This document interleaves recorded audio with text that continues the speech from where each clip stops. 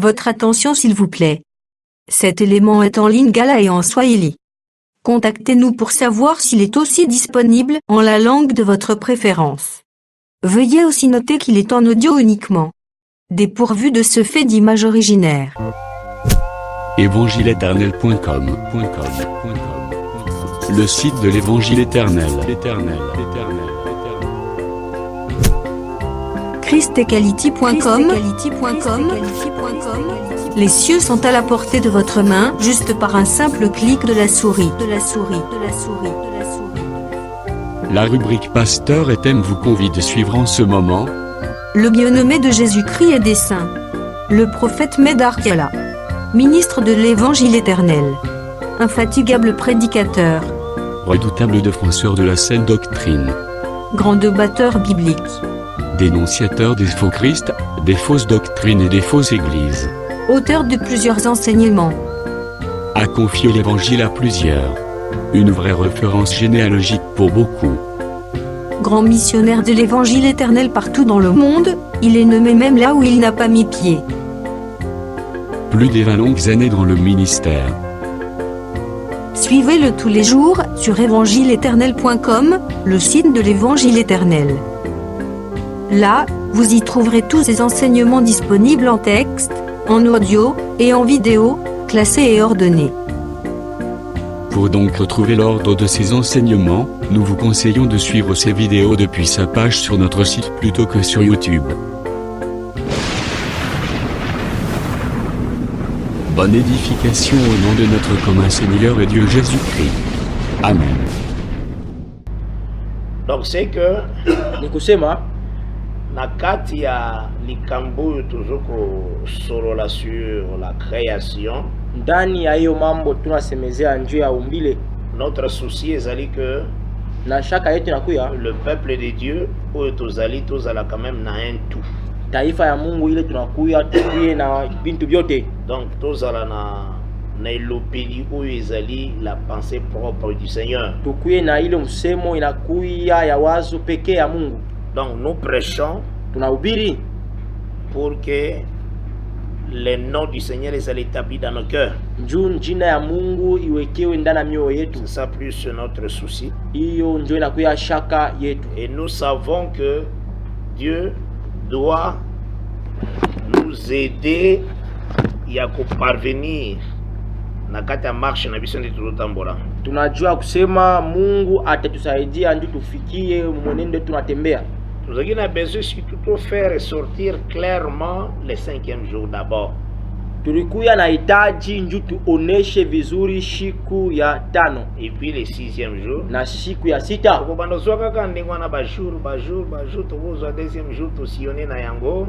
Tutaanza kubeba mashiku tutabeba hata siku ya pili tunatembea nayo. Parce que na 2e jour tant topanza yango, tant tofongola yango par la grâce de Dieu tokolobela sur le ciel d'or. Wakati tutafungula siku ya pili tutasemezea njuu ya mbingu ya dhahabu. Tokolobela le ciel d'aspect ya pourpre ya cramoisi. Tutasemezea ile mbingu ya nguo ya nyekundu ya ile akuya ya bleu. Tokolobela le ciel rouge toujours. Pourpre cramoisi c'est toujours rouge.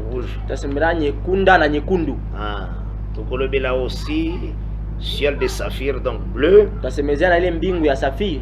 Donc il y a plusieurs ciel na kati na ngo. Kunakuya mfano ya mingi ya mambingu. Et par la grâce de Dieu. Na kupitia neema ya Mungu. Mais toujours faire ressortir d'abord 5e jour na 6e jour. Hapa tukunaonesha siku ya 5 na siku ya 6. Et yangonde tolobelaki ke tolingi d'abord toucher sur Agar et Agar. Ni ile tulipenda tuguse njuu ya Agar. Notre problème ezalaka à ne pas aller au-delà de ce qui est écrit. C'est ça notre grand souci. Na mambo yetu inalaka tusiende inje ya ile nandikiwa. Quand un frère tu travailles, wakati ndugu anatumika, ceux qui vraiment travailler na lolenge ya ko respecter borne, il faut être à l'aise. Kama unatumika mfano ya kuheshimia ile mpaka inabidi ukuye ustastari. Ndio nayo parfois ngao kama isanzambe na zone tizambe ngo kama isanzambe. Kama unatunga bintu yako cheki loko na Biblia temi yo yenango. Unapenda kumshangaisha Mungu vile bintu bila Biblia unakuya nabyo. La eza yo na nzambe. Yo inakuya ni mambo yako na Mungu. Kama isaye loko yacha kite yo yenango. Unapenda kumshangaisha kintu asikuandike wewe unakuya nacho. Mais 1 Corinthiens 4 verset 2 déclare, lakini Wakorinto wa kwanza sura 4 mstari ya ce qu'on pili inasema demande aux dispensataires, c'est d'être fidèle. ile wanalomba kuwale wanahubiri ni bakwe baminifu, Donc de respecter le langage de la parole. kuheshimia msemo ya neno. La fois passée, tutangaki texte ya AG 2. Wakati ilipita tulisoma andiko ya Hagai sura ya Tubandai 2. kotanga partir ya verset 5 Tulianza kusoma kwanza mstari ya 5 tina verset 9. na kufika kwa mstari ya 9. To relire encore au nom du Seigneur Jésus-Christ. Tuisome tena mjina la Yesu Kristo. AG chapitre 2. Hagai sura ya 2.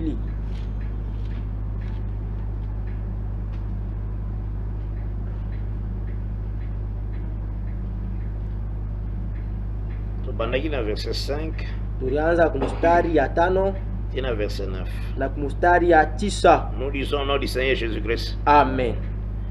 Je reste fidèle à l'alliance que j'ai faite avec vous. Mina bakia mwaminifu ku agano nilitunga na mweye. Quand vous sortîtes de l'Égypte, Wakati mulitoka katika Misri, et mon esprit est au milieu de vous. na roho wangu iko kati Ne yenu, craignez pas, na musiogope. car ainsi parle l'Éternel des armées. Tazama wa milele wa majeshi asemavyo, Encore un peu de temps, kuna wakati kidogo, et je branlerai les cieux, kule mimi tena kuchikiza et la mbingu terre, na udongo, la mer et les secs.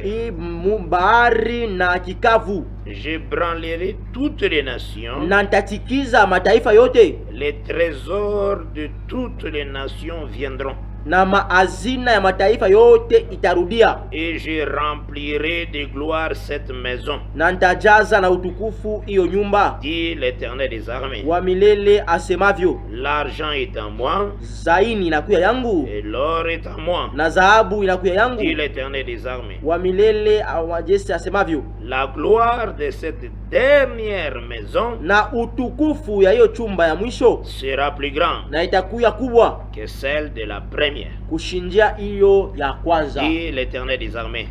wa milele wa Et majeshi c'est dans ce asemavyo. lieu que je donnerai la paix, Ni kwa hiyo fazi mimi nitaleta dit salama, l'Éternel des armées. wa milele Que asemavyo. Dieu bénisse cette lecture. Amen. Tuzwaki aussi texte mususu topesaki, Tulibeba tena andiko yenye tulileta Genèse chapitre 25 Mwanzo sura 25.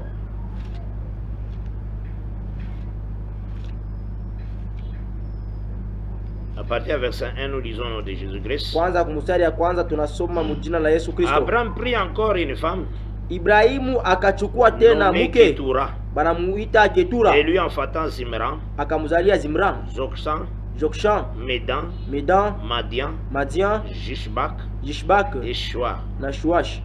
Jokshan engendra Seba et Dedan. Jokshan anaizala Seba na Dedan. Les fils de Dedan firent les Ashurim, Batoto ya Dedan wanakuya ni wa Ashurim, les Netushim et les Léumim. les Letushim na ba Leonim. Les fils de Madian firent Epha, Wana wa Madia wanakuya Efa, Epher, Efer, Enoch, Enoki, Abida Abida et Elda. na Elda. Ce sont là tous les fils de Ketura. Njo inakuya watoto wote wa Ketura. Abraham donna tous ses biens à Isaac Na Ibrahimu akakabula mabintu yote et kwa fit Isaka, des dons aux fils de ses concubines. na akaleta mazawaji kwa watoto ya wabala wake. Tandis qu'il vivait encore, Kwa hilo wakati alikuwa anaishi, il les envoya loin de son fils Isaac du côté de l'Orient, dans le pays d'Orient. akabapeleka mbari na mwana wake Isaka kumuji ya asubuhi. Voici les jours des années de la vie d'Abraham. Tazama masiku ya miaka ya maisha ya Ibrahimu. Il vécut 175 ans. Aliishi miaka 175. Abraham expira et mourut. Ibrahimu akakufa Après une heureuse vieillesse, kisha kuzeka njema. âgé rassasié des jours. mwenye kukomala na mwenye kuziba Et il masiku, fut recueilli auprès de son peuple. na akazikiwa karibu na taifa yake. Isaac et Ismaël, Isaka na Ismaeli ses fils, l'enterrèrent watoto wake wakamzika dans la caverne de Macpéla, mu ile kaburi ya dans Makpela, les champs d'Ephron, mu ile shamba ya fils Efron de Tchochar, mwana wa Tosha de Étienne, wa Etieni, vis-à-vis de Mamré. ule karibu na Mamre. Tozobanda d'abord na Agé chapitre 2. Tukunaanza kwanza mkitabu ya Agai sura ya pili. Dans Agé 2, le Seigneur a promettre quelque chose d'abord. Muagai sura ya pili wa milele kuna ajia kitu kimoja, Il ébranlera les cieux kula atatikiza mbingu et il va ébranler aussi la terre. na atatikiza udongo, Après, na baadaye va continuer, il ébranlera toutes les nations. na atatikiza mataifa yote. Ndalobi les trésors des nations. Kisha anasema ile maazina ya mataifa itarudi kwangu. Après continuer, Kisha anaendelea, à moi l'or, dhahabu nakuya yangu l'or est à moi, l'argent est à moi. na zaini nakuya paka yangu. Ndeya yoloba la gloire de la dernière maison Kisha anasema utukufu ya chumba ya pili sera plus que celle de la première. itakuya kubwa kushinda ile chumba ya kwanza. Dans ce texte, Mwiyo andiko tozomona ke tukunaona la gloire de la dernière maison ezoya après qu'on ait ébranlé les cieux et la terre. utukufu ya chumba ya pili inaonekana kisha kutikiza mambingu na udongo, Pas avant ébranlement. hapana kabla watikize. Cela veut dire Ni kusema le corps de Jésus-Christ, mwili ya Yesu Kristo c'est toute une maison. inakuwa nayo chumba. Parce qu'alobaki dans Jean chapitre 2, Njoo alisema mu Yohano sura ya pili, alobaki détruisez ce temple. alisema muharibu hiyo chumba, Après 3 jours, je le relèverai. na kisha mashiku tatu nitailamusha tena. Déclare, Na andiko anasema il parlait du temple de son corps. aranza kusemezea hekalu na kuya Donc son mwili corps c'est yake, une maison. na mwili yake Mais inakuwa il ni faut faire chumba. très attention avec les écritures de Dieu. Lakini inabidi kukeba ange na maandiko La ya Mungu. maison que bazolobela, la dernière maison à AG2, Ile chumba ya mwisho wala ya pili banasemezea Mwangazi sura pili, c'est son corps ressuscité. inakuya ni mwili yake kisha kufufuka. J'insiste. Mina kaza pale C'est son pazi, corps ressuscité. inakuya ni mwili kisha kufufuka. Corps abimi nango na Ni tombo. kusema ile mwili alitoka nao katika C'est ça la shimo. dernière maison. Jo inakuya chumba ya pili. Tanga botamaki, ce n'était pas la dernière maison. Wakati alizaliwa haikuya chumba ya pili. Pourquoi? Juu ya nini? Parce que na temps wana l'ébranlement esalemaki na Kwa hilo wakati hakuna hata kitu kwenye kutikizwa. l'ébranlement esalema jour azalaki na croix. Ile kutikizwa kulifanyika siku Tu alikuwa remarqué msalaba. qu'il a ébranlé le ciel, Tuliona anatikiza mbingu, a perturbé programme à l'icolo, anavurusha ile uroza ya mbingu butu et côte na bushiku bunaingia en plein jour.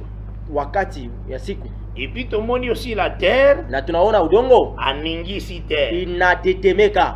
Maintenant je interpréter ce mouvement wana, Kisha eko na tafsiri ile kutenka c'est le temple. inakuya ni Parce que hekalu. tango eloko esalemi, Wakati kile kintu quand kinafanyika, il cria wakati akatosha au lalamiko temple, les rideaux du temple katana. ku hekalu, ile pazia Et badako ilikapasuka, katana du haut en bas. ikapasuka kwanza juu kufika paka Donc je chini. branle le ciel et la Ni terre. kusema anatikiza mbingu na udongo. Parce que après wana ébranlement wana, Kisha kutikiziwa kule, nde tous les trésors des nations viendront dans cette maison. njo kule mazaini wala ile mahitajiri yote ya mataifa takuwa Et kwake. après, Na baadaye cette dernière maison Iyo oyo est retiré tous les trésors. hiyo chumba ya mwisho inakokota maazina Et yote, kozala na gloire plus que. itakuya na utukufu ya kushindia. Jésus tanga azali kotambola na chemin de Maïus. Yesu wakati anaanza kutembea mubarabara ya Emmaus Na Cléopas, na l'un des disciples aussi, l'autre disciple. na Cleopas na ule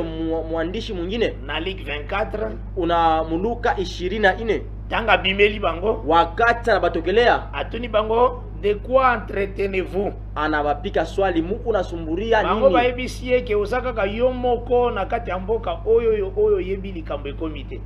Banamwambia se unakuya tu mpekee weye ula ujue mambo ilifika mumuji masiku. Ya poser bango question. Kisha anawapika swali. Bapesa ke d'abord définition à Jésus-Christ. Wakaleta kionesho mafasilio ya Yesu. Bazo expliquer Jésus et pas à Jésus, hein. Bena leta maelezo ya Yesu kwa Yesu. Parce que Jésus bimakinetika yebi likambo te. Njoo Yesu alitokelea sa ule muntu asijue mambo. Jésus devant Jésus. Nabo banaleta maelezo ya Yesu mbele ya Yesu. Ce qui est arrivé na Jésus. Il alimufikia Yesu. Maintenant, il voulait faire comprendre Jésus. Balipenda kumuelewesha Yesu.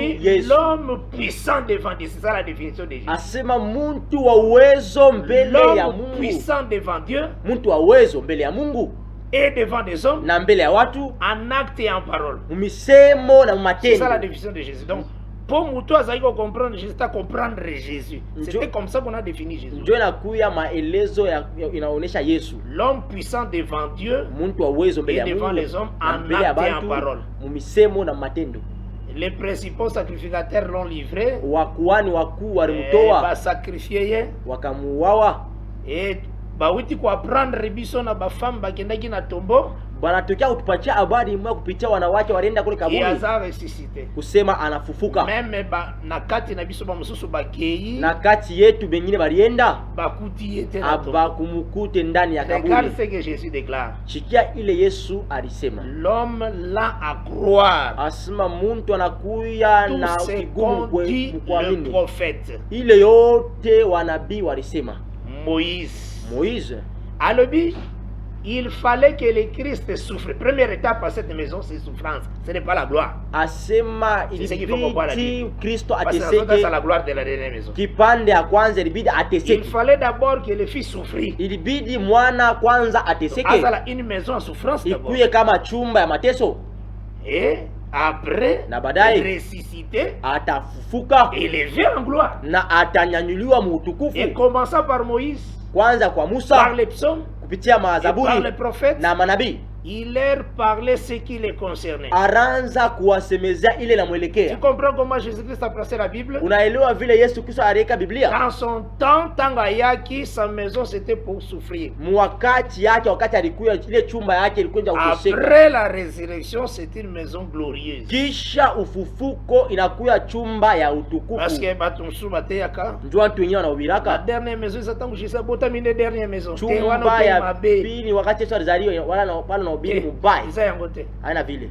Dernière maison na bazoloba après l'ébranlement. C'est ce que le verset déclare. Ile chumba ya pili beko nasemezea kisha kuchikiza. Na procédé dans un procédé ne wana pourquoi? Niku natembea vile juu ya nini? Parce que Christ est né sous la loi. Juu Yesu alizalika chini ya sheria kupitia mwanamke. Donc abotami comme juif. Ni kusema anazaliwa kama Muyahudi. Pour apporter le péché d'Adam. Juu avale hiyo zambi ya Adama. Et nous remarquons d'abord ceci. Na siye tunatazama iki. Que kusema nandaku moko oyo ezalaki na ba prostituée, c'est dit que c'était des prostituées. Wanasema kulikuwa chumba moja mulikuwa paka bakahaba wakati wa Sulemani.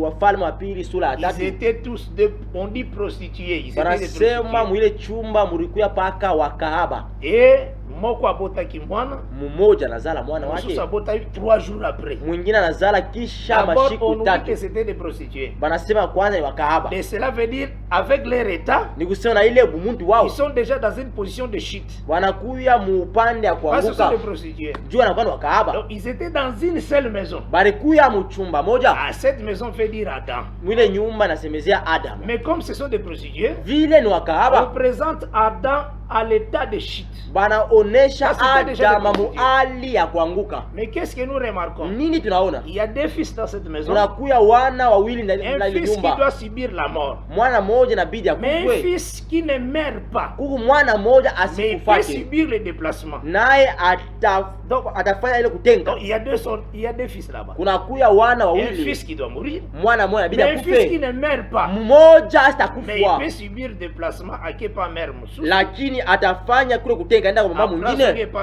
Kisha atarudia kwa mama mwingine. Mais c'est un fils éternel. Ni paka mwana wa milele. C'est deux fils veut dire deux royaumes. Bale wana wawili inaonesha maufalme. Il y a un royaume ébranlable. Unakuya ufalme moja Qui kuchikizika. doit mourir. Inabidi ikufe. Mais il y a un royaume qui ne meurt jamais. Kunakuya ufalme moja Mais haikufa c'est un royaume qui kamwe. peut se déplacer. Inakuya ni ufalme unaweza kutembea. Inaenda kwa mwanamke Après mwingine.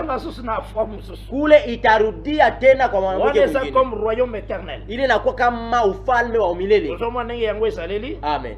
Alors, en parlant maintenant du fils qui meurt, kwa kusemezewa kwa mwana comme étant royaume ébranlable, kama ufalme ile inaweza kupita. Le Seigneur dans le langage il y a choses ébranlables. Bwana mumusemo ya bintu ya kupita wala ya kutikizika. A présenter des groupes. Anaonesha bipande. Parce qu'il faut savoir que inabidi kujua Dieu peut donner une vision. Mungu anaweza kuleta onyo. Atali selo comme on a vision. Anaonesha kitu kimoja na onyo. Mais apesi deux sens na eloko moko. Analeta mahali mbili pa kitu kimoja. Azui exemple la vision qui montrait à Jean dans Apocalypse 17. Mina beba mfano ya onyo alimuonesha Yohano Mufunuo 17. Alobi les 7 têtes sont 7 montagnes. Anasema ile bichwa 7 inakuya milima 7. Sur laquelle la femme est assise. Juu ya hiyo mwanamke anaacha kuiketi. Ce sont aussi inakuya tena 7 rois. Inakuwa tena wafalme 7. Une seule chose. Kitu kimoja. Mais tant qu'ils ont reflété explication. Wakati wanaleta maelezo. Imimisi deux choses. Inatosha bintu biwili. Là c'est Dieu qui interprète. Pale ni Mungu anatafsiri. Azue loko alobi ke sont des montagnes physiques. Anabeba kitu anasema inakuwa ni mulima ya kuonekana. Alors ce na montagne physique te mais aussi des royaumes comme ça. Anasema aiwakilie paka mukintu ya kuonekana inakuwa tena maufalme. Donc nous comprenons aussi pale tunaelewa le langage où le Seigneur a taki na kati Agar. Mumusemo ile Mungu areka ndani ya Agar. Agar est égyptienne. Agar anakuya ni wa Misri. Mais Agar est aussi montagne de Sinaï. Agar naye anakuya mlima ya Sinai. Soko zina Galate 4. Kama unabeba kitabu wa Galatia 4. Unaanza partir verset 21. Unaanza mstari ya 21. Tina 26. Kufia 26. Là on présente la Agar comme le mont Sinaï. Pale beko naonesha Agar kama mlima ya Sinai. Jérusalem actuel. Inakuya Yerusalema ya hapa sasa. Agar comme Israël qui a rejeté Jésus-Christ. Agar anakuya kama Israeli hiyo ilitupilia Yesu Kristo. Mais Agar aussi est comme l'Égypte. Agar naye anakuya kama Misri. Donc toutes les nations c'est aussi Agar. Mataifa yote nakuya Agar. Donc ce sont ces langages là. Inakuya hiyo msemo. Nde yango moni totanga kina AG. Njo ile uruna tunasoma mkitabu ya Agai. Maintenant tangu tozoya kozua Hébreu 12. Sasa wakati tunafika kubeba wa Hebrania sura 12. Elemanyo sonazozua. Hii manuta yote tunabeba. Na kosalela yango na 5e jour. Minta itumia musiku ya 5. Parce que nous aimons que les écritures parlent plus. Tunapendaka maandiko iseme. Tozu Hébreu 12. Tunabeba kitabu ya Waebrania sura 12. Dans Hébreu 12, tant tozozwa texte. Waebrania sura 12 wakati tunabeba andiko. À partir ya verset 26. Kwanza kumustari ya 26. J'ai le nom de Jésus-Christ. Amen. Hébreu 12 à partir du verset 26. Waebrania sura 12 kwanza mstari 12. Les textes en Hébreu 12. Hiyo andiko inakuwa Waebrania sura 12.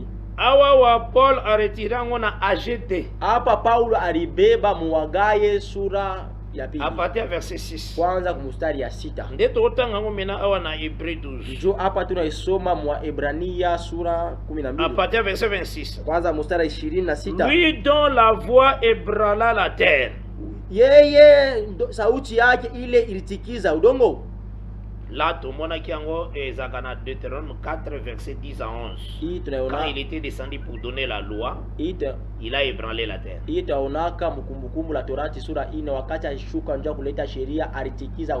Donc, pour raconter ce que les choses que je donne, c'est aussi ébranlable. Et qui maintenant a fait cette promesse? Une fois encore, j'ébranlerai non seulement la terre, tatikize hapana tu udongo mais aussi le ciel na mbingu nayo. Semo une fois encore, hiyo msemo mara ingine tena indique que le changement des choses ébranlées inaonesha kubadilika ya bintu binye kutikizwa comme étant fait pour un temps afin que les choses inébranlables subsistent. Sa bintu vya kufansiwa njia wakati mwa kidogo njuu bile bintu abiwezi kupita kamwe bidumu milele. Donc c'est que toujours que le comprendre boy. Ni kusema tu naenda kuelewa hivi. Ici l'écriture nous dit, hapa andiko natuambia, une fois encore indique les choses ébranlées, il faut ezala changer inébranlable kota. Asema hii msemo mara nyingine tena inaonyesha kusema bile bintu ya kutikizwa inabidi bipite njuu bile binaishi bikuyepo. Maintenant ba continuer. Kisha wanaendelesha. C'est pourquoi recevant un royaume inébranlable. Njoo kwa maana vile tunapokea ufalme haiwezi kutikizika. Montrons notre reconnaissance en rendant à Dieu un culte qui lui soit agréable. Tuoneshe shukrani yetu mbele ya Mungu kwa kutoa ibada yenye kumupendeza. Donc awa d'abord hapa tant l'écriture Jésus est annoncé que des choses ébranlables fue longwa. Hapa andiko iko natangaza inasema inabidi bintu ya kupita ibipite. Les choses ébranlables. Bintu ya kutikizika ni kwanza. Tous les royaumes de la terre est ébranlable parce que écolongo. Maufalme yote ya Babulongo inakuya ya kutikizika njuu ya donc le Seigneur akolongola yango. Ni kusema Bwana ataitosha. Yango montanga zoloba na G2. Njoo kwa maana wakati unasema Hagai sura ya 2. Azoloba il ébranlera toutes les nations. Anasema atatikiza mataifa yote. Après qu'on retire or argent ya ba nation puya dans sa maison. Kisha atabeba ile dhahabu na zaini ya mataifa ikuye mchumba yake. Donc après a déclaré que la dernière maison vous en a gloire plus que la première maison. Kisha analeta hiyo msemo wa kusema chumba ya pili itakuwa na utukufu kushinda chumba ya kwanza. Donc par là tozo comprendre. Pale tuko naelewa. Dieu classe des choses ébranlables na deux groupes. Mungu eko naweka bintu yenye kutikizika wale ya kupita mbipande mbili. Premier groupe par rapport ya Hébreux 12. Kipande ya kwanza kulinganisha na Waebrania sura 12. Balobi recevant un royaume inébranlable. Asema tunapokea hiyo ufalme ya sio kupita. Cela veut dire ce qui est ébranlable zalaki d'abord la loi. Ni kusema ile kilikuwa ya kutikizika kwanza ilikuwa ni sheria. Les sacerdoces lévitiques. Inakuwa ukuani ya Walawi. Qui veut dire aussi comme Agar. Inaonesha kama Agar. Mais deuxième groupe aussi ya oeza ébranlable. Kikundi ya pili ile inaonesha bintu vya kutikizika. C'est toutes les nations de la terre. Inakuwa ni mataifa yote ya Mungu inakuwa ya kupita. Ponzamba ko ébranler royauté nyonso. Mungu atatikiza maufalme yote. Pour a établir règne na ye millénaire. Njuu aweke hiyo utawala ya miaka 1000. Donc yango pesa ébranlable. Nayo inakuwa yenye kupita ya kutikizika. Mais maintenant tango aye maintenant na l'œuvre de la croix. Lakini wakati anakuwa kwa kazi ya msalaba, a ébranlé nanu le temple, les sacerdoces qui étaient avant. Kule aritikiza hekalu inakuya ukuani ilikuya mwanzo. Donc enfin que la grâce eyana kati na biso. Njuu neema ikuye kungambo yetu. Mais abongisi lisusu kia koya ko ébranler les choses ébranlable encore. Lakini anatayarisha kusema atakuya tena kutikiza bintu yenye kupita. Qui sont toutes les nations. Inakuya kama mataifa. Voilà pourquoi. Jo kwa maana. Nazwaki texte ya Exode 2. Nilibeba andiko ya Kutoka sura ya 2. Nazaiko sangisango na Acte 7. Minaanza kuichanga na Matendo ya Mitume 7. Etienne azote azotalisa. Wakati Stefano na Obire unaonesha. Moïse tango azalaki na 40 ans. Moïse wala Musa wakati alikuwa na miaka 40. Akitaka ses propres frères. Alienda kuona wandugu yake. Atali première fois. Anabaona mara ya kwanza. A bomi l'Égyptien. Ana muua ule mwana Misri. Là ça parle na sénénion sur tout le temps où Dieu traitait avec Israël. Ile unasema mwalama wakati yote Mungu aranza kutembea na Israeli. Toutes les nations qui combattaient Israël, c'est Dieu lui-même qui venait combattre. Hiyo mataifa yote ilianza kukombanisha Israeli, ni Mungu anaanza kukombania. Mais les jours suivants, Moïse a eu encore. Na siku ya pili Musa anakuya tena. Isaïe lembone titan ya Christ. Inakuya wakati ya Yesu. Nde ayaki okuta les deux bazo swana. Ndio anakuta wawili wa Ibrania wena kufongola mwana fanda kikimia. Kulikuwa mmoja siku kwanza usema alikuwa kinywa cha semblable à un kufungwa. agneau qu'on amène à la boucherie. Anafananisha kama ule mwana kondoo Il n'a pas anapeleka ouvert fasi la ya bouche kuchinja, devant ceux qui l'attendent. asikufungule kinywa kuwale unamtosha Alors, ngozi. oyo azali ko maltraiter mususu. Huyu anaanza kumutesa ndugu yake. Alobaki qui t'a établi chef et juge. Njoo anamwambia na alikweka mkubwa na muamzi. Etienne atali ici très bien. Na Etienne wala Stefano anaonesha Etienne va verset 31 kama à 7. unashuka kuma mstari ya 31. Alobi c'est Moïse que vous avez dit. Asema ule Musa muritupilia. Donc mutu wana moko akomi vous. Ule muntu moya anakuya mweye. Ni muntu moya alisema ile mambo. Mais l'interprétation de l'esprit est comme ici mutu wana nusu Israël mobimba. Lakini mukutafsiri Roho Mtakatifu anamfanya ule muntu moja anakuya Israeli mzima. Ule Musa mulimwambia. Qui t'a établi juge? Nani alikuweka muamzi? C'est le même Moïse que Dieu vous envoya pona ayako délivrer bino. Inakuya ni Musa moja moja ule Mungu alituma ndani fungule. Tangu Moïse alongwe na kati na bango. Ni kusema wakati Musa anatoka kati yao. Exode 2 yebisibiso. Kutoka sura ya pili natuambia. Il est allé à Madian. Arienda Madiani. Tanga kimya kena Madian. Soma kutoka ya pili. Mouvement wa saliwana. Ile kutenga alifanya pale. Acte 15 sur le Béla. Matendo ya mitume 15 nasema. Jacques a sorti la parole à partir de verset 13. Wakati Yakobo anabeba msemo kwanza kumstari 13. Frère, asa mpendwa ndugu, Pierre a parlé la manière où Dieu a choisi un peuple du milieu des nations. Petro alisemezea mwile mfano Mungu alichagua taifa kati ya mataifa. Ce peuple portait son nom. Njoo ile taifa ivale jina lake. Moïse est allé chez le Madian. Kule Musa alienda kwa Madiani. Awa Jacques alobi c'est le Seigneur est allé vers les nations. Hapa inaonyesha ni Bwana alienda ku mataifa. Donc Madian aza elemba toutes les nations d'abord. Madiani inakuya picha ya mataifa yote. Kati na yango, lakini ndani yayo Dieu choisit une femme. Mungu anachakula mwanamke mmoja. Inakuya mwana kondoo yango moni na tambola kina ba texte moko très important. Jo kwa maana uliona nilitembea na maandiko moja ya bei kabisa. Na zua kiboye. Nilibeba hivi. Au moment oyoyo départ ya Rebecca et Salemi en Exode 24.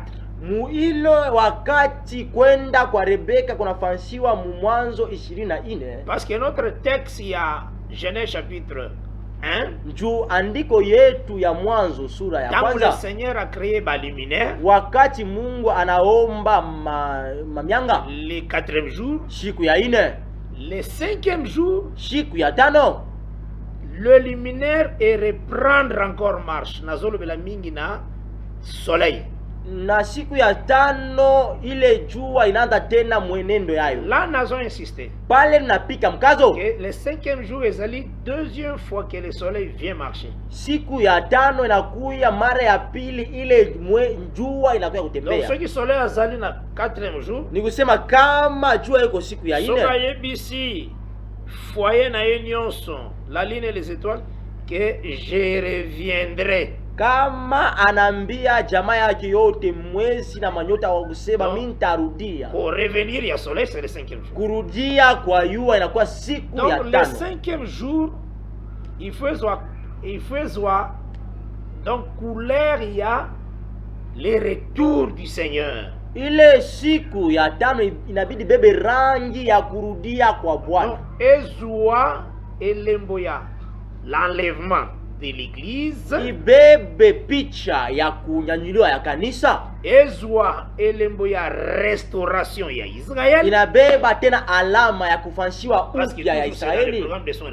Njui mkurudi kwake, parce que na acte 15 quand Jacques est en train de parler à Lobi, Matendo ya Mitume sura 5 wakati Yakobo anasema ensuite kisha il reviendra, atarudia et relèvera de sa chute la tente de David, na atalamusha mkuanguka ile ema ya Daudi. Il y a aussi en Israël pour relever la tente, c'est revenir encore, c'est le retour encore du soleil. Nukisha kurudia ndani ya Israeli njoo ya kulamusha ema inakuya likurudi tena kwa yua. Donc la situation c'est le mec qui na 5e jour, ni kusema mambo yote ilifanyika siku ya 5.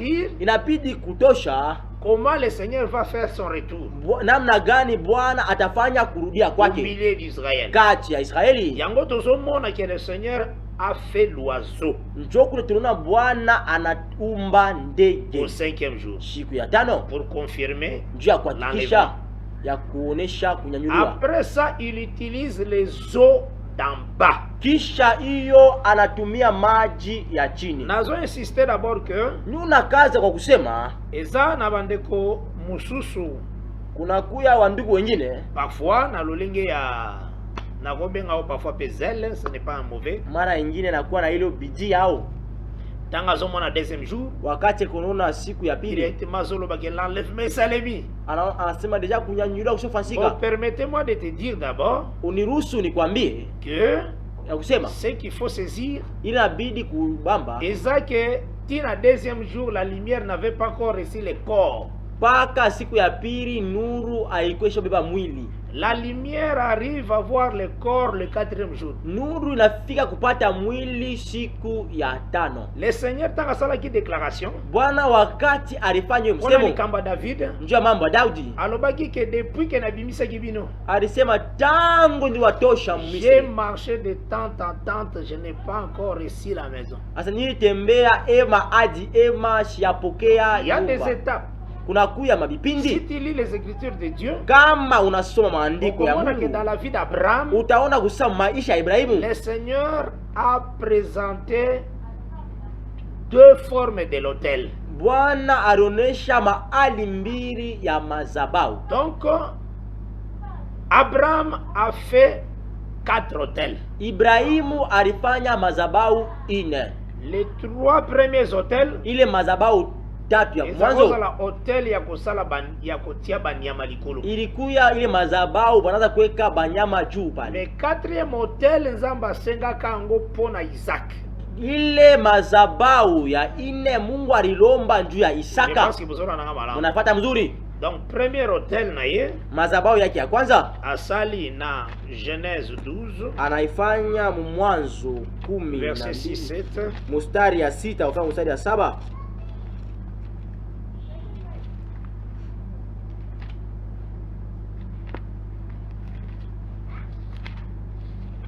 Genèse 12. Mwanzo 12. Abraham parcourit le pays jusqu'au lieu nommé Sichem. Ibrahimu akatembea mumuji kufika mpaka pafazi banaita Sichem. Là le verset 6 que j'ai lu au nom de Jésus-Christ. Amen. Jusqu'au champ de Morée. Kufika paka kule mlima ya Les More. Cananéens étaient alors dans le pays. Kule Wakanani walikuya tena ndani ya muji. Verset 7 ya Genèse 12. Mstari ya 7 ya Mwanzo 12. L'Éternel apparut à Abraham Wa milele akamuonekania et Ibrahimu dit, akasema, je donnerai ce pays à ta postérité. mintapatia hiyo muji uzao wako. Et Abraham bâtit là un hôtel à l'Éternel qui lui était apparu. Na Ibrahimu akajenga pale mazabao moya njua wa milele ule alimonekania. Maintenant verset 8. Sasa Il mustari se ya mnane. transporta de là vers la montagne à l'orient de Bethel. Pale akatoka kwenda paka kumulima kula asubuhi kula Et il Beteli, dressa ses tentes. na akatunga maema Ayant yake. Bethel à l'occident et Haï à l'orient. Na ile Beteli ikuya kumashariki na ile aiku asubuhi. Il bâtit encore là un hôtel à Kisha l'Éternel. akajenga pale mazabau njua Et milele, il invoqua le nom de l'Éternel. na akaalika njina ya wa milele. Aujourd'hui, Genèse 13, verset 18. Tunabeba Mwanzo sura 3 mstari ya 18. Abraham leva ses tentes Ibrahimu akashimamisha et maema vint yake, habiter parmi les chaînes de Mamré na anakuya kuikala kati ya milima ya qui Mamre, sont près d'Hébron. inakuwa karibu na Hebroni. Il bâtit là un hôtel à l'Éternel. Na pale akajenga mazabau njua milele, 3 hôtels. inakuya mazabau ya Maintenant, tatu. dans Genèse 22 aussi. Sasa Mwanzo Là, ezata Nzamba 21 azosenga ye mutu mena. pale inakuya ni Mungu wakati kuna mulomba mutu Nde a bâtir encore un hôtel. juu pale anayenga Donc mazabau Abraham ingine. dans sa vie a bâti ça 4 hôtels. Ibrahimu maisha yake alijenga mazabau ine, Mais 3 hôtels ezalaki pour des animaux d'abord. lakini mazabau tatu ilikuwa paka ya banyama. 4e hôtel ayaki ko bâtir yango pour quand le Seigneur lui a dit donne-moi ton fils ton unique. Na mazabau ya ine alikuya kuitunga wakati Mungu alimulomba Donc, mwana dans wake la wa vie pekee. d'Abraham, Ni kusema maisha ya Ibrahimu en étant Abraham, vile alikuya Abraham, asali 3 hôtels. alifanya madhabahu Tangu le Seigneur a tatu. changé son nom, Wakati Bwana anabadilisha jina yake na Genèse 17, mu Mwanzo 17, kombo nayo ezasu Abraham te komi jina Abraham, yake haikuwa tena Abraham, inakuya a Ibrahimu. bâtir un seul hôtel. Anajenga madhabahu moja. Donc soko sangisi Abraham d'Abraham, Kama unachanga Abraham na Abraham, ça fait 4 hôtels. inafanya madhabahu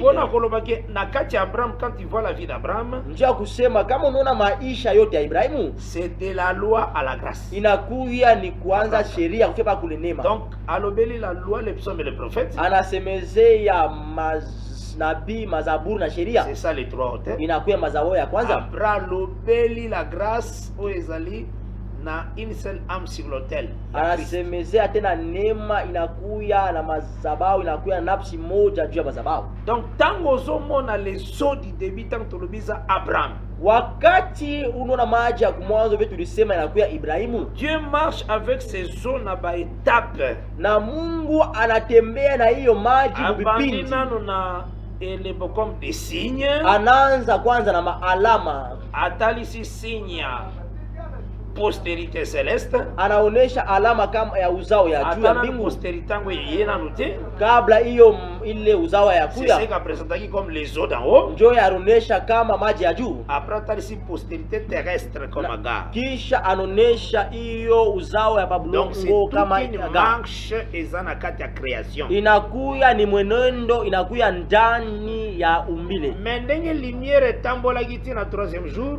Vile nuru ilitembea paka siku ya tatu, son 4e jour nde ezwa ndako, lumière azwa ndako appelé soleil. ni 4e jour. siku ya ine nuru inabeba mwili Et banaita c'est ce jua. qui prouve que c'est ce temps-là que le Seigneur est venu. Ile njo kunaonesha kusema njo wakati Bwana alikuja. Yango moni Bible elobi na Proverbe 4 verset 18. Njo kule unaona Biblia kunasema Mumezali sura ine mustari ya 10 na La nane, lumière va croissant nuru ikunenda paka kukomala jusqu'au milieu du jour. paka kati ya siku. Donc milieu du jour ezaka neti terminus ya lumière. Ilo kati ya siku yakala kama fazi ya Donc kushimamia ya nuru. ndako oyo esika lumière akoya kokota d'abord babenga yango mpe na elobeli mosusu milieu du jour. Ile nyumba ile nuru itakuya kuingia kusema kwingine beko naita kati ya siku. Na Proverbe chapitre 4 Mume- verset 18. Mumezali sura ine mustari ya 18. Proverbe 4 verset 18. Mezali sura ine mustari ya 18. Nous lisons au nom du Seigneur Jésus-Christ. Amen.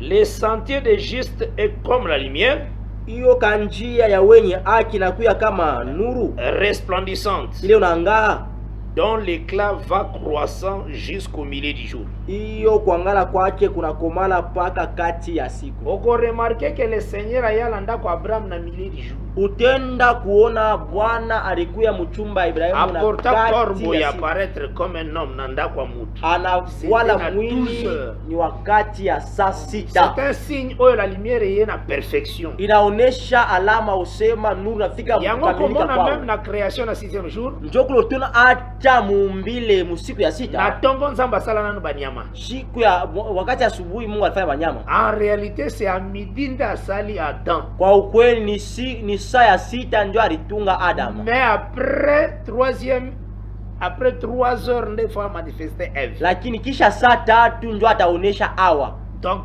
comme na 15 heures na biso. Inakuwa kama saa ya 9 mwakati. Parce que eloko yango asala yango so na croix. Njoo ile kintu alifanya kumsalaba. Aranda l'âme po biso tozala manifester na 9e heure. Alitoa nafsi njushi tuonekanishwe ni wakati ya saa ya réalité pona 9. koya kopesa biso vie. Njoo kwa ukweli ni wakati anakuwa Ce kutukamia mouvement uzima. asali na croix eza mouvement eza na 6e jour. Hiyo kutikizika anafanya kumsalaba inakuya ile alifanya msiku ya Donc sita. c'est que na kati nango il faut no comprendre. Ni kusema ndani yao inabidi wewe Eloko elewe wana a répétango susu na avant Jourdain, kile kintu alikionyesha kwanza kabla Yordani, Yordani na après Jourdain. na kisha Yordani. Avant Jourdain c'est autant que Josué 1. Kabla Yordani kama unasoma Yoshua sura ya kwanza À partir verset 12 tina verset 15. kwanza kumustari ya 12 kufika kumustari ya 15. Azobenga ngo comme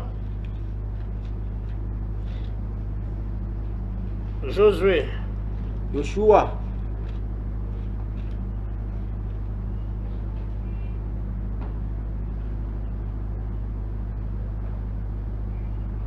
Josué 1 à partir du verset 12. Yoshua sura ya kwanza kumustari. C'est le nom de Jésus-Christ. Amen. Josué dit aux Ribénites, Na Yoshua akasema na aux Waribenite Gadites na Wagadite et à la demi-tribu de Manassé, na kipande ya kabila ya Manase, rappelez-vous ce que vous a prescrit Moïse, mukumbuke hiyo Musa aliwaandikia serviteur de l'Éternel, ule mtumishi wa milele, quand il a dit, wakati alisema l'Éternel votre Dieu vous a accordé du repos wa milele Mungu wenu aliwakaburia mapumziko et vous a donné ce pays. na anawakaburia hiyo mji. Vos femmes, vos petits-enfants Wa bibi yenu, watoto wenu et vos troupeaux resteront dans les pays que vous a donné Moïse de ces côtés-ci du Jourdain. na makondo yenu itabakia kuyo upande ya Yordani kule Musa alimkaburia. Mais vous tous, Lakini mwewe hommes wote vaillants, watu wa suja, vous passerez en armes devant vos frères mutapita na masila mbele ya ndugu yenu et vous les aiderez na mutawasaidia jusqu'à ce que l'Éternel ait accordé du repos à vos frères. kufika paka pale wa milele atakaburia Kama vous, wapumziko wa ndugu yenu kama mweye, et qu'ils soient aussi en possession du pays que l'Éternel votre Dieu Ba- leur donne. bafike mkushika hiyo muji wa milele Mungu wenu alawakaburia. Puis vous reviendrez prendre possession du pays qui est votre propriété, Kisha mutarudia kutawala muji yenu na kuya urithi wenu, et que vous a donné Moïse, hiyo Musa aliwakaburia serviteur de l'Éternel, mtumishi wa milele de ces côtés-ci du Jourdain vers le soleil levant. huyu huko kungambo ya Yordani kule jua inalamukaka. Ce qui tokei na verset 13, Kama tunenda kumustari ya 13, à chapitre 13 plutôt, kati tunenda musura ya à 13 partir du verset 8, kwanza kwa mustari ya 8, l'écriture est le biboye. andiko nasema hivi: Les Ribénites et les Gadites, Waribeniti na Wagadite avec l'autre moitié de la tribu de Manassé, na kile kipande kipika kabila ya Manase ont reçu leur héritage walipokea urithi wao que Moïse leur a donné de l'autre côté du Jourdain à l'Orient. ile Musa aliwakaburia kungambo ya Yordani ku asubuhi, Comme le leur a donné Moïse, serviteur de l'Éternel. vile Musa aliwakaburia mtumishi wa milele. Donc, vous avez remarqué que bao basoki ba territoire avant traverser ba benga ngo côté l'Orient. Unaona bale balipokea udongo kabla batambuke Yordani, banaita ku mashariki. Soko tali okomona ke ba pesa ba Ribénites, Kama unasoma utana banakaburia Waribenita, ba pesa ba Gadites banakaburia Wagadite et demi tribu de Manassé. na banakaburia kipande ya Manase. Vous remarqué que bango nyonso bafungula ba matrice ya mama na ba. Utaona bote la kweli bazaliwa wa kwanza wa Ruben abima mwana liboso na limwalea. Ribeni alikuwa mzaliwa wa kwanza mtumbe ya Lea. Zora na malang. Unafuata mzuri? C'est dans Genèse 29 verset 31 déjà. Inakuya Mwanzo 29 mstari 31. Ozui Gad abima mwana liboso na limwazilpa. Utaona Gad alikuwa mzaliwa wa kwanza mtumbo ya Zilpa. Na Genèse chapitre 30 à partir du verset 10 et 11. Mwanzo sura 30 mstari ya 10 na 11. Ozui Manase abima pe na mwana liboso na Asnat.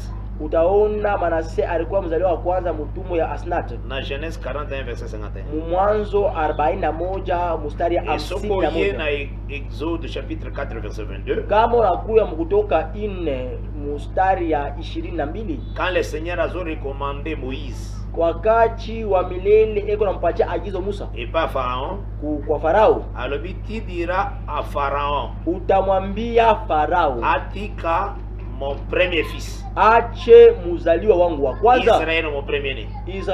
Israeli muzaliwa wangu wa kwanza. kwanza. Terme bengela Israël. Unasikia hiyo msemo anaitwa Israeli muzaliwa wa kwanza. Donc c'est que bao nyo sokoza ki territoire avant traverser Jourdain. Nikusema pale bote walipokea urithi kabla kutambuka Yordani. Batali saka aussi position d'Israël. Bananishaka nao picha ya Israeli. Uzora na malam. Amen. Et parce que Exode chapitre 23 verset 26. Ndio Kutoka 23 mstari ya 26. Et le but dans les pays que vous entrerez, Asema hiyo muji mtaingia, aucune femme sera stérile. hakuna mwanamke atakuya Or tasa. Israël, la position prophétique va pécier avant traverser Jourdain. Israeli hali ya kinabile faza mkaburi na kuwa ni kabla kutambua Cela veut Yordani. dire atikali na stérilité. Ni kusema anabakia mbutasa, Mais ceux qui au côté, lakini kama unaingia stérilité silaka. njo utasa D'après unaisha. aussi Deutéronome chapitre 4 verset 14. Kulinganisha na Kumbukumbu la Torati sura 4 mstari Mais ya komona 14. que Moïse akabola Manassé en deux. Kule utenda kuona Musa akabula kabila Manase vipande Et viwili. Koloba, une partie d'Israël est tombée dans l'endurcissement. Inafia kusema kipande kimoja ya Israeli abakia Mais une autre ngumu, partie, net ba Pierre, ba Jean, ba Jacques, ba Paul, bango bandimedi. na kipande ingine inaonesha ba Petro, ba Yakobo, ba Paulo baliingia mumuji. Bango baza nete lembo a parti mso Manassé o ekoti na ngamba kota kusha soleil. Yo banakuwa kama ile picha kipindi cha Manase kilitambuka kinaingia muriti. Soko zu Josué 4 verset 19. Kama unabeba Yoshua sura 4 mstari On peut 19, remarquer que jour bakota na Jourdain, utaona kusema shiku balingia mu Yordani ezalaka le 10e jour ya premier mois. inagalaka siku ya 10 ya mwezi ya kwanza. Eza jour nzamba apesa ordonnance na Exode 12. Ilikuwa ni shiku Mungu alileta agizo mkutoka 12 Prendre un agneau. ni mutabamba mwana kondo. Donc mai wana Jourdain c'est tout un agneau. Hiyo mwana kondo inaonesha kama mwana kondo. Yango soko zu Josué 4 verset 19. Njo kwa maana kama unabeba Yoshua Oyo nyonso sura nazolingana 4 mstari ya confirmer 19, le milieu du jour. yote Jourdain. nunapenda kuhakikisha kati ya siku inakuya Yordani. Ozora na malam. Amen. Soko zu Josué 4 verset 19. Kwa unabeba Yoshua sura 4 mstari ya 19, L'Écriture nous dit, Biblia unasema le peuple est sorti du Jourdain le 10e jour du premier mois. na taifa ikatoka ndani ya Yordani siku ya 10 ya mwezi ya kwanza. Voilà Josué 4 verset 19. Inakuwa Yoshua sura 4 mstari ya 19. Et il campa à Gilgal, Kule wakapika kambi kule à Gilgali, l'extrémité orientale de Jéricho. kule kando kando ya asubuhi ya Au moment du Yeriko. jour, bango bazo katsa Jourdain. Unaona ile siku bobe atambuka Yordani. Soko tali na Exode 12 jours bazo bima. Kama unaangalia kutoka 12 Avant wakati kwa wanatoka, bango. kabla ya kutoka kwao, L'ordonnance que le Seigneur a fait ça qui ile agizo wa milele le wakabuya 10e jour il faut bomona anio po bozwanyo. ni kusema siku ya 10 inabidi muone mwana kununa Mais mwambe. awa le 10e jour bamoni de Jourdain. Hapa siku ya 10 banaona Yordani. Jourdain là c'est tout un agneau. Hiyo Yordani inaonesha mwana kondoo. Esika oyo la fille juive ayebisaki sa maîtresse Fazi ule binti Myahudi anambia mwalimu wake mwanamke, soki maître nangai akei kuna na Israel kama mwalimu wangu anenda ku Israeli akobika na lepre na ye, ataponeshwa na bukoma bwake, akobika na lepre na ye. ataponeshwa na bukoma. Effectivement Na kwa kweli Jourdain de délivra ye. ni Yordani Ozora ilimuokoa. na malamu Amen. ezongisa ye na nouvelle naissance parce que posesoka comme bébé. C'est la nouvelle Inamrudisha naissance. mkuzaliwa upya, njuu ngozi yake kwa kama mtoto. Et maintenant Exode 20 verset 24 na 25 ils ont s'accompli likolo ya Aman. Na Kutoka sura 20:24 mfika Le 25 Seigneur inatimizika juu ya apesaka Amani. Israël ordre. Bwana alimkaburia Israeli oda moja. L'ordonnance de Dieu était Ila agizo ya Mungu ilikuja ni kusema bâtir pona ngai hôtel de pierre. mutanijengea njuu yangu mazabau ya mawe. Mais soki bolingi bo bâtir pona ngai hôtel de terre plutôt.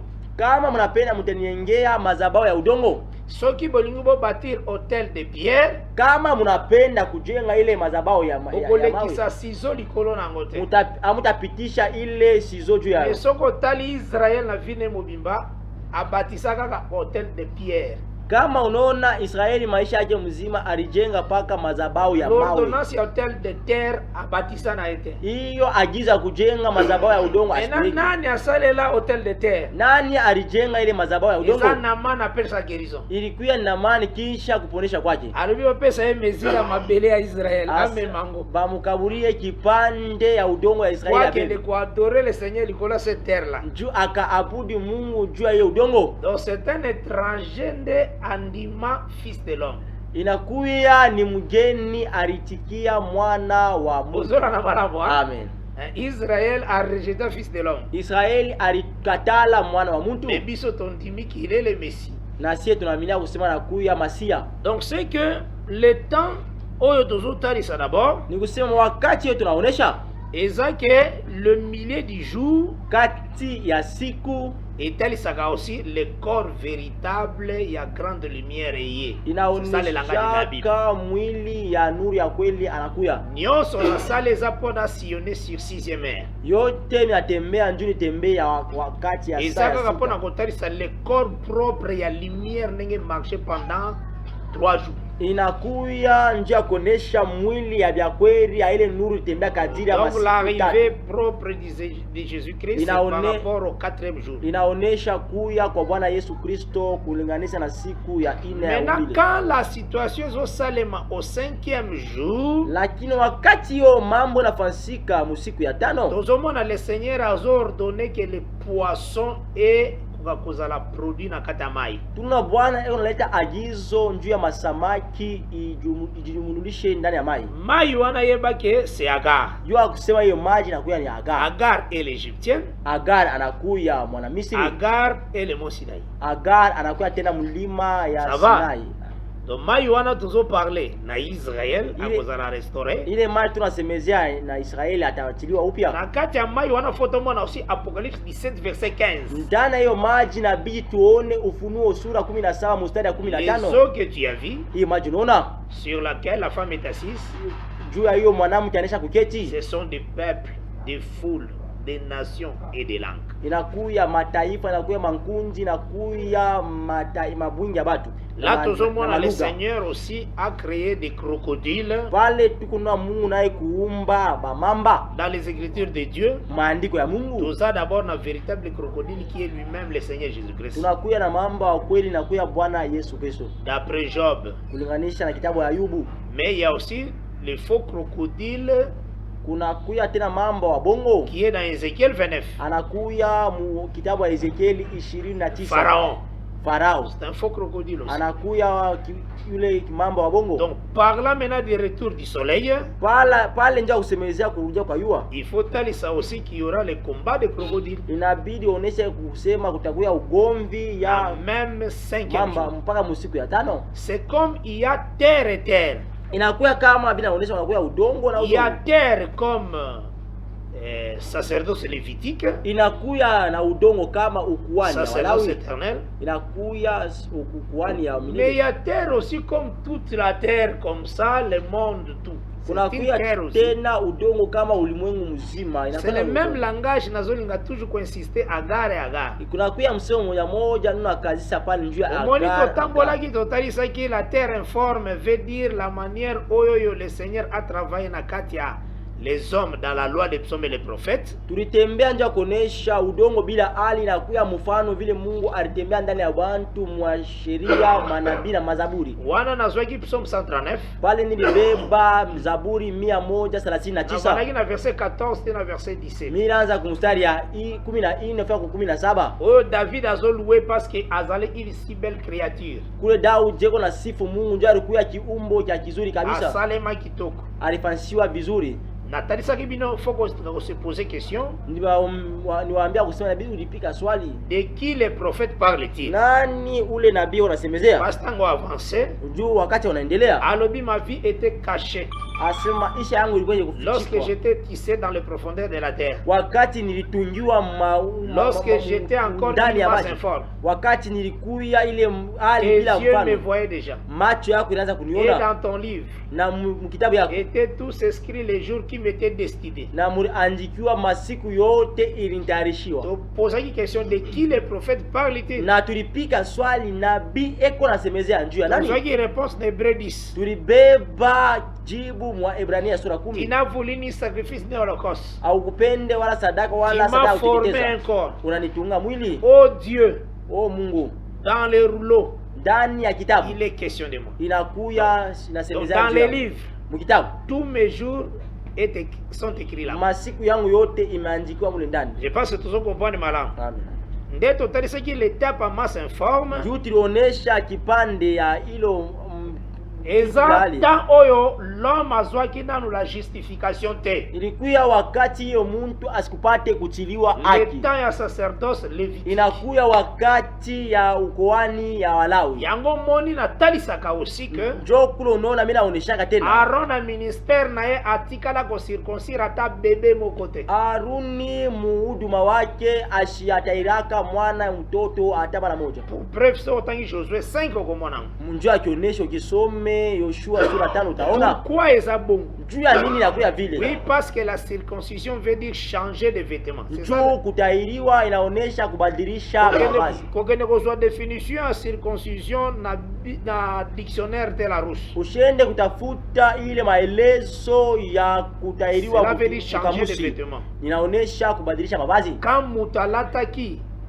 poso na ye biloko na ye bafei na figue, Wakati muntu alivala hiyo majani yake et que afike le Seigneur ayeli ye poso ya nyama, na wa milele amuletea ile ngozi ya c'est ça nyama, la circoncision. ndio inakuya Changement kutairiwa de ses vêtements. kubadilisha mavazi. Et c'est pourquoi totalisaka boye Ndio que kwa maana tunaonesha kusema Adam est tombé à son 8e jour. C'est ça l'enseignement de la Bible. Adama alianguka siku ya mnane kisha umbilo wake, Qui ndio est inakuya comme le mafundisho ya Biblia. second sabbat. Inakuya kama sabato ya Cela pili. est ça plein de témoignages partout dans les Écritures de Dieu. Hiyo inakuya maushuda mengi ndani ya maandiko C'était ya à son Mungu. 8e jour. Ilikuwa ni siku Et yake ce ya n'est pas mnane. pour rien le Seigneur a coupé sa alliance à 8e jour na katandako ya Abraham. Aina kwa bure Mungu alikoleta kutairiwa siku ya mnane ndani ya chumba Donc, ya il l'a Ibrahimu. fait pour un but. Alifanya hiyo njuu ya shabaha, Kati na koya couper ça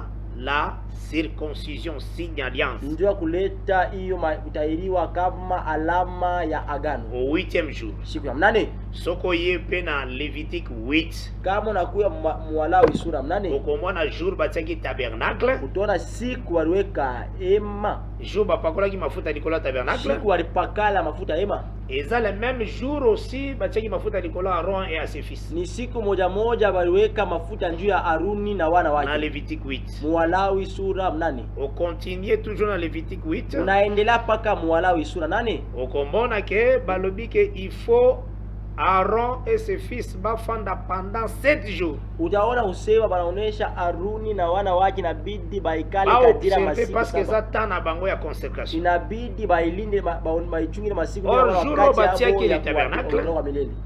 Jour batiaki tabernacle. Siku aliweka hekalu Eza même jour aussi batiaki mafuta likolo ya Aaron. inakuwa siku moja moja waliweka mafuta juu ya Aruni. Soko ye maintenant na verset 1 ya Lévitique 9. Kama unakuya mustari ya kwanza ya Walawi sura 9 Là tu verras pale utaenda kuona balobi le 8e jour wanasema siku ya 8 Moïse ayebisi Aaron Musa akamwambia Aruni, okosakrifie aujourd'hui. utatoa leo. Pona nini? Jua nini? L'Éternel apparaîtra vraiment aujourd'hui. Juu wa milele ataonekana Dieu leo. répète makambo sele mengi na jardin d'Éden. Mungu eko na anzulula mambo lipitia bustani la Edeni. Parce que le tabernacle eza image. Juu ile ema inakuwa kama Le picha. tabernacle le faisons l'homme à notre image. C'est ça le tabernacle. Ile ema inakuwa kama tufanye muntu wa mfano wetu. Selon notre ressemblance. Kufatana na mfano C'est wetu. ça le tabernacle. Ndio nakuya hekalu. Alors le 8e jour du tabernacle, Lakini siku ya 8 ya hekalu ya ema, Aaron le souverain sacrificateur Aruni mkuhani mkuu devait sacrifier. ilibidi atowe. Le véritable Aaron, c'est le Seigneur qui a sacrifié dans le jardin d'Eden pour l'aide à Adam. Haruni wa kweli ni Bwana alifanya sadaka ya nyama mwanzo juu ya waviki Adam. Je pense qu'avec ça quand même tu saisir quand même. Nawaza kupitia hiyo tunashika vizuri. Parce que ça quand même très important. Juu inakuya ya bei kabisa vitu vyote. Po tukwa kuzala très bien fixé. Juu tusimamishwe vizuri. Tozala musikate na ilobeli nyonso ezala la parole. Juu tushukuye mbali na msemo yote na kwenda na Biblia. Donc en réalité, kwa ukweli na etaleli oyo ya bonzambe mkuangalia mfano ya Mungu oyo le Seigneur alingaki plus d'abord kopesa biso, hiyo Bwana alipenda kutukaburia parce que continuer l'autre jour par la grâce de Dieu. Tutaendelea siku ijayo kupitana na Mungu. On doit respecter plus notre temps. Tuheshimie tena wakati yetu. Et puis na lobaki quand il y a des questions, il faut poser ou bien au commis. Nilisema kama maswali inabidi kupiga swali. Nous faisons comme ça pour faciliter que qu'il y ait un tout. C'est ça notre problème. Tukunafanya hivi ya mfano kukuye mfano ya bintu vyote wala moja. Enchaînement quand même ya idée ya likamboe zala très clair et ça na facilité. Hiyo mfano ya kutembea na hiyo wazo ikuye wazi mtu yote aelewe. Donc plus lelo tolingaki d'abord toko confirmer davantage. Leo tulipenda tuhakikishe tena Agar et Agar. Agar na Agar. D'autant que bazo ébranlé, wakati bwana chikiza, on ébranle toutes les nations, wanachikiza mataifa yote, on ébranle aussi les sacerdoces lévitiques, na wanachikiza tena ukuani ya Walawi. Maintenant nazali okota maintenant parce que temps ezwinga, hapa inaanza kuingia njoo wakati nazali okota pona tali secrétaire aussi, inaanza kuonyesha kusema udongo nayo, et le biliataire, musema udongo comme totali ce qui yango d'abord ezotali ça masse informe tant où nous avons utilisé des prophètes, inaonesha mfano bila ali wakati Mungu anakutumika na manabii. Mais il faut y que c'est un temps où la justice de l'homme n'était pas encore justifiée. Inabidi huyo tena sema ilikuwa ni wakati hiyo mtu alikuwa shachiliwa haki. Donc l'homme l'habit sale longwa kinanute. Kusema vazi ya uchafu ilikuwa ayatoka. Yango moni le Seigneur akwa jamais ko permettre que Aaron a circoncire même ata bébé moko. Njoko tuona Mungu ashikuruhusu Aruni atairi hata mwana moja. Le Seigneur appelle ça Aaron loi. Bwana alimkaburi Aruni sheria. Dans Lévitique 12, Mwalawi sura 12. Ce qui mwana kukishi 8 jours, kama mwana anachika siku nani amutairi. Mais Aaron a travaillé pendant 38 ans dans sacerdoce. Aruni alitembea kadiri ya miaka 30 na bébé mon côté. Asikutairi hata mwana moja. Bon permettre quand même natanga ngo hein. Muiruhusu nisome na Josué chapitre 5. Mkitabu wa Yoshua sura 5. Na bana verset 2. Ninaanza kumstari ya pili.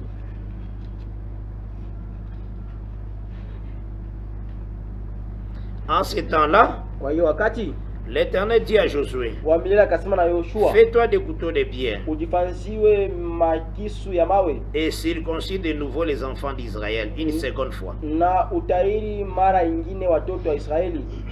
Josué se fit des couteaux de pierre na Yoshua akajifansia mabisu ya mawe. Et il circoncis des enfants d'Israël sur la colline d'Aralot. Na akatairi bana Israeli njia mlima ya Aralot. Voici la raison pour laquelle Josué les circoncis. Tazama sheria ni njia Aruni arwatairi. Tous les peuples sortis d'Égypte, mataifa yote ilitoka katika Misri, les mâles, wanaume, tous les hommes de guerre, watu wote wa vita étaient morts dans le désert walikufa katika jangwa pendant la route kati ya barabara après leur sortie d'Égypte. Kisha kutoka kwao ndani ya Misri. Tous ces peuples sortis d'Égypte, hiyo mataifa yote kutoka katika Misri, étaient circoncis. Walitairiwa. Mais tous les peuples nés dans le désert, lakini mataifa yote ilizaliwa katika jangwa pendant la route wakati ya mwendo après la sortie d'Égypte, kisha kutoka ndani ya Misri, n'avaient point été circoncis. Aba kutairiwe kabwe. Ça va? C'est ça l'écriture. Donc Aaron atikala ko circoncire ta bébé mon côté. Aruni asiatairaka mwana mtoto pendant 38 ans ya sacerdoce. Kadiri ya miaka 38 ya nini? Parce que circoncire ilingolo ba kuchanger lamba. Juu kutairi naonesha kubadilisha vazi. Or Adam deja kweya kiazanga kilamba. Japo Adam alikosa kuanguka alikosa basi. Soki kaka Aaron circoncise ataka bébé moko. Kama Aruni alitairiaka hata mtoto moja. Jésus Christ ngaya te.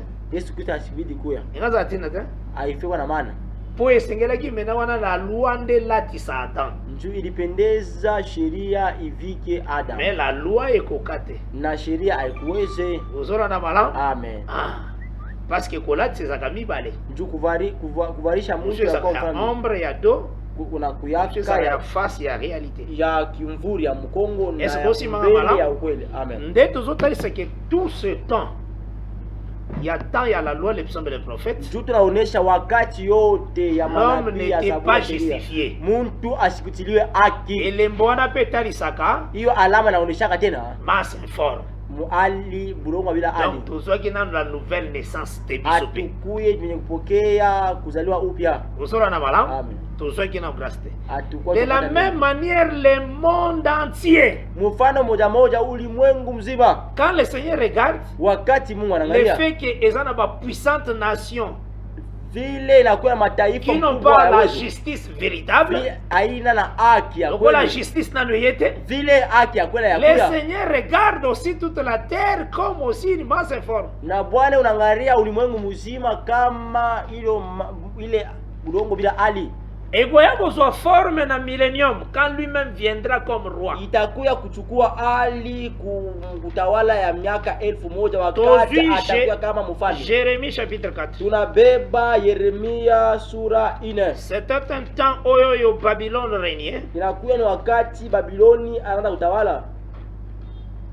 Babylone régnait. Babiloni anaanza kutawala. Na bani même à partir ya verset 22. Minaanza kumustari ya 22.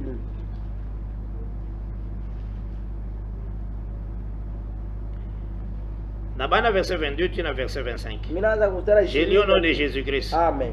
Certainement mon peuple est fou. Kwa kweli taifa yangu nakuwa bazimu. Il ne me connaît pas. Na abanijue. Ce sont des enfants insensés. Inakuya ni batoto wapumbavu. Dépourvus d'intelligence. Wenye kukosewa akili. Ils sont habiles pour faire le mal. Wanakuya tajari ndio kufanya mabaya. Mais ils ne savent pas faire le bien. Abajue kama kufanya mazuri. Je regarde la terre. Mimi naangalia udongo. Et voici elle est informe vide. Inakuya wazi na bila hali. Les cieux et leur lumière a disparu. Na mbingu na nuru yake na je regarde les montagnes. Et voici elles sont ébranlées. Et toutes les collines chancellent. Je regarde et voici il n'y a point d'homme. Et tous les oiseaux des cieux ont pris fuite. Donc on doit comprendre aussi que la masse informe, Dieu l'utilise aussi au moment où la justice n'est pas. Quand il va proclamer que la lumière soit, la terre a pris forme. Maintenant la terre prend réforme là, c'est millénium maintenant. Parce que à ce temps-ci, c'est Babylone qui dominait. Et quand Dieu regarde,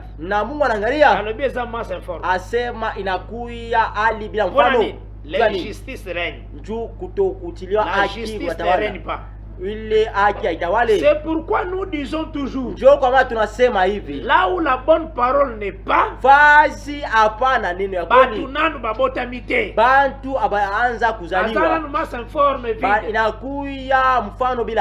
1 Pierre 1 et le Bible, vous êtes régénérés, non par une semence corruptible, mais par la semence incorruptible, par la parole éternelle. Amen. Donc c'est ça la chose, la manière que le Seigneur a placée. Donc c'est bien. Tu présentes d'abord la terre en forme ya Lévi. Parce que le langage que j'ai ici c'est Agar et Agar. Agar l'Égyptien, Agar Mont Sinaï. Quand on masse informe vide comme la montagne de Sinaï, la justice,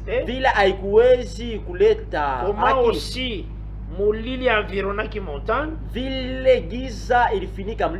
il faut que la lumière soit. Inabidi nuru iwe ikuye. Et nous voyons la lumière soit, c'est le Saint-Esprit dans l'église. Minona nuru kuwa inakuya ni Roho Mtakatifu ndani ya Donc kanisa. la terre a pris forme. Na udongo unapokea hali. Lolenge moko pi sur la terre. Na mfano moja moja sijua. Il y a l'obscurité qui règne. Kuna kuya giza mkuu À inatawala. ce temps-ci maintenant la terre commence à former. Kwa hiyo wakati udongo unakuya kama bila hali. Et le Seigneur, Na wa milele. l'Apocalypse 18, Ufunuo sura 18. à partir verset 1 na kotanga pona clôturer bo excusez ngai. Kwanza kumustari ya kwanza mitasoma ndio tumalize.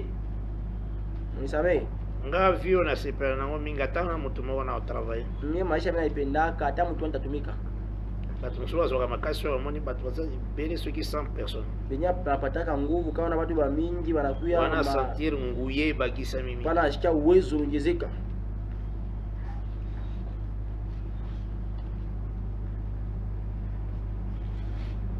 Ok.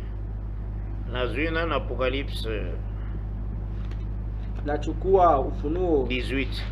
sura Je lis au nom 18. de Jésus-Christ. Amen. À partir verset 1. Kwanza mstari ya kwanza. Après cela, j'ai vu descendre du ciel un autre ange Kisha hiyo nikaona mbinguni malaika mwingine akasuka. qui avait une grande autorité. Alikuya na madaraka kubwa. Et la terre fut éclairée de sa Na gloire. udongo inaangaziwa C'est kupitia qu'avant utukufu cette wake. action, la terre ezaki na mulili. Ni kusema kabla hiyo tendo pa udongo palikuya giza. Ça va? Amen. Ah. Donc, mulili wana c'est temps ya masse informe vide, les ténèbres régnaient. Hiyo giza inakuwa ni wakati ya hali bila mfano, ilikuwa ni giza iko na Et tawala. ces ténèbres là, c'est les 7 ans ya bamadianite ndenge bazako dominer Israël. Na hiyo giza inakuwa ni miaka 7 wakati wa Madiani wanaanza kutawala juu ya Donc Israeli. Juge 6 verset 1. Ni kusema kitabu ya Waamuzi sura 6 mstari ya Madian a kwanza. dominé Israël pendant 7 ans. Wanasema Madiani alitawala juu ya Israeli Les kadiri ya 7 ans là, ce miaka sont les 7. 7 nations Ile miaka 7 inakuwa ni où mataifa la 7. Bible est citée dans Apocalypse 17. Hiyo ile Biblia unaita Bango Ufunuo nde bazotia 17. Bon Dieu unaleta giza. Vous aurez la malade. Amen. Mais Dieu descendra pour éclairer la terre. Lakini Mungu atashuka njoo angaze Asili sa gloire nyonso ya ba nation. Aishe utawala yote wala utukufu Et yote à ce mataifa. moment-là, il va ébranler le ciel et la terre Kwa aussi. hilo wakati atatikiza mbingu Donc na ébranler toutes les nations. ni kusema kuchikiza mataifa En yote. fait gloire et revenir epai naye azala l'unique roi de la terre. Njoo utukufu yote irudie kwa upande wake, njoo abakie mfalme wa pekee pa udongo mzima. Wana après Armageddon. Pale itakuya bugomvi ya Armagedona. Je pense quand même to sionner yango 5e jour kimia. Nazania tunazunguka vizuri.